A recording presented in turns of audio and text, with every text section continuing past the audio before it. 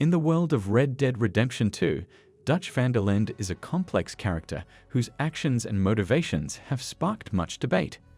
Dutch is often heard proclaiming he has a plan, not only for himself, but also for his followers or fellow gang members. Initially, this plan seems to be about making a big score and escaping to a better life, possibly overseas. However, as the game progresses, Dutch's quote-unquote plan becomes less and less clear to the gang, ultimately leading them to question the leadership of Dutch and perhaps spark the downfall of the whole gang.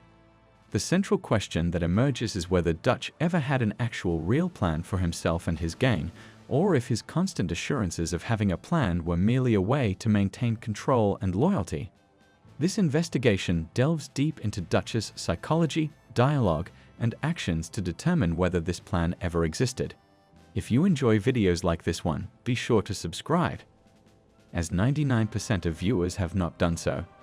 I appreciate all of your support. Without further ado, let's dive into the plan of Dutch van der Linde. During the course of Red Dead Redemption 2, Dutch mentions a plan a total of 28 times in conversations with key gang members such as Arthur and John. That's the plan. I had a plan. I still have a plan. I ain't got a final plan yet. I have a plan. You just have to trust me. First of all, we must discuss the nature of Dutch's plan to fully understand if it exists at all. From the beginning, his plan initially revolves around a simple yet ambitious idea: to commit enough successful heists to amass a fortune, then relocate the gang to a utopia free from the encroaching modern world. I know, my brother, but we are safe. We make a bit of money here, then we move again, head out around them, be west of Uncle Sam, in a few months, buy some land. I hope so. This plan, in its essence, isn't flawed and could be seen as the most logical approach for an outlaw gang during that era, especially as the game opens after the botched Blackwater job, as the gang is fleeing into cultist snowstorms. The van der Linde gang, including key members like Arthur Morgan, John Marston, and Hosea, was formed with impressions of Dutch's vision to create a utopia for his gang, freed from the constraints of the rapidly modernizing world. Before the Blackwater job, Dutch's moral compass was guided by a code of ethics. At this time, Dutch embodied a Robin Hood-esque figure, robbing the rich to aid the less fortunate. This phase of his life seemed to align with his vision of a free, uncontrolled world, a stark contrast to the structured society he despised. However, this image of Dutch began to fade at the beginning of Red Dead Redemption 2 after the Blackwater massacre, which was marked and potentially started by the unnecessary killing of Heidi McCourt, an innocent civilian killed at the hands of Dutch. Oh, a bad couple of days. I loved Davy, Jenny, Sean, Mac. They may be okay. We don't know. But we lost some folks. Now, if I could throw myself in the ground in their stead, I'd do it gladly. But we are gonna ride out and we are gonna find some food. Everybody, we're safe now. There ain't nobody following us through a storm like this one. And by the time they get here, well, we're gonna be long gone. I have a video on my channel all about the death of Heidi McCourt if you are interested. This incident signaled the departure from his earlier principles, where he represented a Robin Hood-esque figure. I got a saying, my friend. We shoot fellas as need shooting, save fellas as need saving, and feed 'em as need feeding. We are gonna find out what you need. Despite maintaining a facade of concern for his gang, Dutch's actions increasingly put them and innocents at risk. This heist's failure was not just a financial blow, as all of the gang's money was now in Blackwater, but also a significant psychological one, shaking the gang's faith in Dutch's leadership and planning abilities perhaps for the first time. And the last thing we need is to get bushwhacked by Colm O'Driscoll. Let's go. I know you hate him, Dutch. He's here for us. I doubt that. No, you're just doubting me. I would never doubt you, Dutch. You always said revenge is a luxury we can't afford. This is the right call, Arthur. However, the plan remained the same. The end goal, complete freedom in the gang's own utopia. And the strategy that would lead the way was still to rob enough money to support their journey out of the country.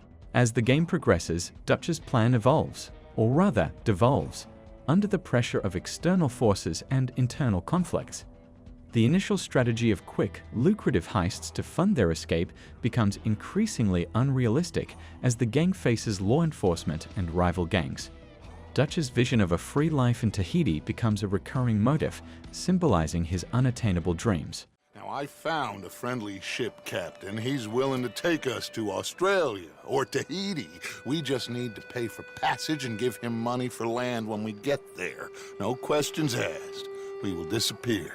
Be reborn. Well, where the hell is Tahiti? South Pacific, an untouched paradise. Who lives there? Tahitians, I guess. This is the last job that we are ever gonna pull. Before the year is out, we are gonna be harvesting mangoes in Tahiti. The Leviticus Cornwall train robbery was just one of Dutch's high-stakes plans, carried out against the advice of his more cautious gang members like Hosea. The heist was more about Dutch's ego and desire to challenge a powerful adversary than a well-thought-out plan to benefit the gang. The fallout from this robbery further escalated tensions with Cornwall and law enforcement, leading to increased scrutiny and danger for the gang. Furthermore, the Saint-Denis bank robbery was Dutch's grand plan to secure enough funds to leave the country. However, it turned into a nightmare. The heist was poorly timed and executed, resulting in Hosea's death, the tragic death of Lenny, and John's capture. This failure was a massive blow to the gang, both in terms of morale and trust in Dutch's leadership. It highlighted Dutch's growing recklessness and his inability to foresee the consequences of his actions. Not only that, but it also lightly took a mental toll on Dutch himself after failing to negotiate for Hosea's life, who not only started the gang with Dutch, but was often at times the only member of the gang that could question and argue with Dutch's beliefs or plans and offer insight without being ridiculed, inferring that deep down, Dutch respected Hosea and his beliefs enough to start questioning his own, which rarely happened in the Red Dead story. Another event to note, while not a heist in the traditional sense, is the gang's unplanned detour to Guam. Following the Saint-Denis debacle, the lackluster escape further highlighted the significant failure in Dutch's leadership. Stranded in a hostile environment, the gang struggled to survive and return to the mainland. The fragility of Dutch's plans and his inability to manage unforeseen circumstances effectively. It is at this time that the player, Arthur, and likely the rest of the gang are questioning Dutch's role as their leader. His charismatic yet increasingly erratic behavior caused tensions within the gang. Dutch's decisions, often impulsive and violent, contradicted his earlier ideals. This change in behavior, which seemed to spike after the head injury he suffered in Chapter 4, suggests a decline in his mental health, impacting his decision-making abilities. Now at this stage in the game, all Dutch has left to offer the gang is the promise of the free utopia they have been seeking. Even though every time his strategy to rob and steal enough money to leave the country has failed them, he keeps preaching that the gang will somehow make it. Despite the building up pressure of the lawmen on the pursuit, Dutch's inability to provide a clear path to this paradise reflects his growing desperation and loss of control. We are on the island of Guam. Javier asked a local. It's a old sugar plantation island. Second island east of Cuba. Is it anywhere near Australia or Tahiti? It's on the way, I guess. We was headed to Tahiti. The notion of picking mangoes, living free in Tahiti now seemed more like a fanciful dream than a concrete part of his strategy. It served more as a distraction, a way to keep the gang's hope alive, rather than a realistic goal. As long as the gang was still listening to Dutch, he felt he was in control of an ever-changing world in which his way of life was dying. His unwillingness to adapt and form a new strategy would be his downfall. In the final days at Beaver Hollow, Dutch's plans became increasingly desperate and disjointed. I had a goddamn plan! His decisions during this period were marked by impulsiveness and a lack of clear strategy, leading the gang into more danger and ultimately contributing to its disintegration. The lack of a coherent plan during this critical time was a testament to Dutch's deteriorating mental state and leadership capabilities. The presence of a traitor, Micah, who compromised their operations, further exacerbated these failures. Dutch's insistence on sticking to the plan, despite these setbacks, only caused more doubt amongst the gang. Towards the end of the gang's saga, Dutch's actions, particularly towards Arthur and John, reveal a deep-seated paranoia and mistrust.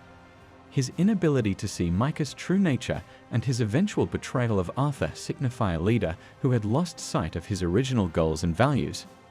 This betrayal was not just of individuals, but of the ideals he once stood for. Dutch had lost all sight of any plan, as well as all of his morals completely. From this evidence, it might seem like Dutch van der Linde did have a plan initially, but his inability to adapt to changing circumstances and world around him, coupled with his deteriorating mental state and increasing paranoia, led to its failure. However, that may not be the case at all. In the last mission of Chapter 6, players will have the option to return to the gang's camp for the money. If the player chooses to do so, they will see that Dutch had collected over $42,000. Today, that amount would be translated to around $12 million. So this begs the question: would an escape to Tahiti really cost more than $12 million? The answer is simply no. That amount of money would be more than enough to not only escape the country, but also get land and live comfortably after doing so. So why would Dutch keep insisting to rob and steal from some of the most powerful and elite characters across the Red Dead Redemption world? That is because for Dutch it was never about Tahiti. It was only about being in control, but keeping the gang hopeful enough to help him do his bidding. Perhaps even running his own schemes with Micah, while keeping the gang hopeful and dreaming for a better tomorrow. Killing Cornwall and robbing his trains, as well as manipulating political events, helped no one except Dutch fulfill his ever-growing need of power. If the plan was to escape, Dutch would have done so, and taken who he could with him. The conclusion left to draw is that this plan never existed and only served as a distraction from the greed of the gang's leader. If any part of the plan actually existed due to Dutch's greed, or perhaps decaying mental state, the plan was never executed even when he had all the money he needed. Therefore, every time Dutch mentioned a plan to one of the gang members, it was merely a ploy to see if they were still under his control.